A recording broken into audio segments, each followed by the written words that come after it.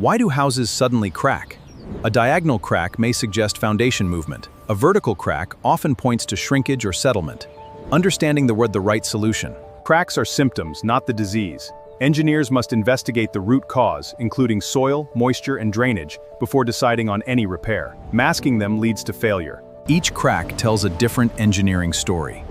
The shape, location, and direction reveal how the structure is responding to forces acting upon it. Engineers never begin with cosmetic repairs.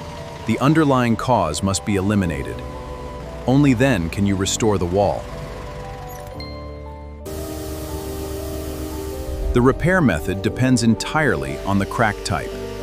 Using the wrong material can create larger failures. Most serious structural cracks begin as small maintenance problems. Early inspection and proper drainage remain the most effective forms of structural protection. A crack is not merely a cosmetic defect. It is the structure communicating with us. By applying the correct solution, we protect both buildings and people.